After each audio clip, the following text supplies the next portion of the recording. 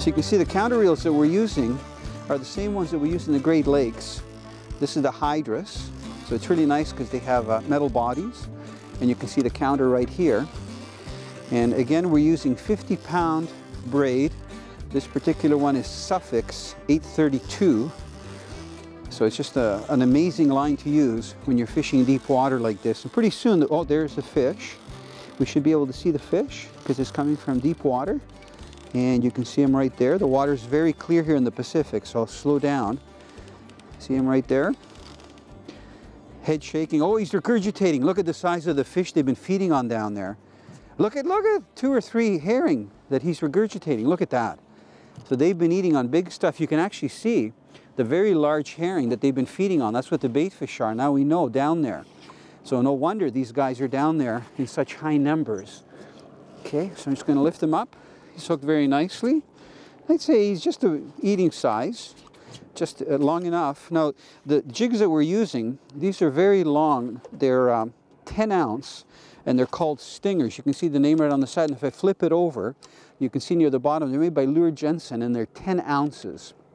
Now, Jeff, you were saying that sometimes you'll use up to like a 1-pound vertical jigging spoon? Oh, sometimes a pound or even a little bit more, 1.5 pounds. Some of our spots have quite a bit of current, which is really what activates the whole feeding chain. You get a lot of current, you get a lot of life, and you know, that helps get your gear and keep it on the bottom. Yeah. So yeah, sometimes up to a 1.5 pounds. Well, they like the spoons. I mean, I only jigged it like 3 times and bang. Barb, where's yours? Why don't you bring it over? Right over here. Perfect. Look at this. Nice double header.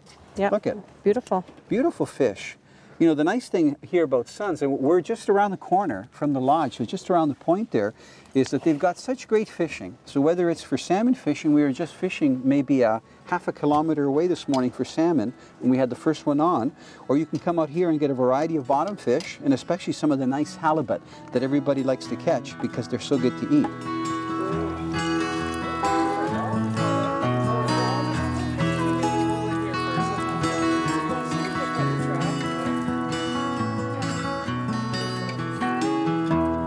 It's quite a workout, isn't it, Barb? Yep, it is. But that's okay. So Barb is using a very stiff, short rod, which is designed for big game and saltwater fishing.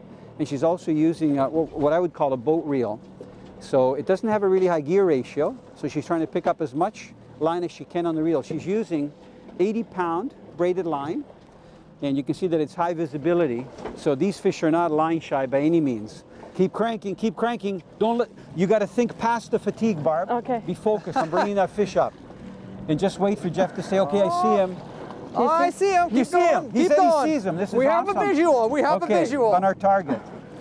Now, one thing that Jeff, oh, that's a nice one. There you go, Barb. Yay. That's a good size one. That's a bigger one. So one thing that Jeff tries to do when he gaffs them is gaff them in the head. Now, the reason we're gaffing these fish is because we're keeping them. If we were going to be releasing them, we would surgically gaff the fish. Put the gaff just here in the jaw if it was big enough, or use a net. So that's a perfect gaffing of the fish so that we're not damaging any potential meat.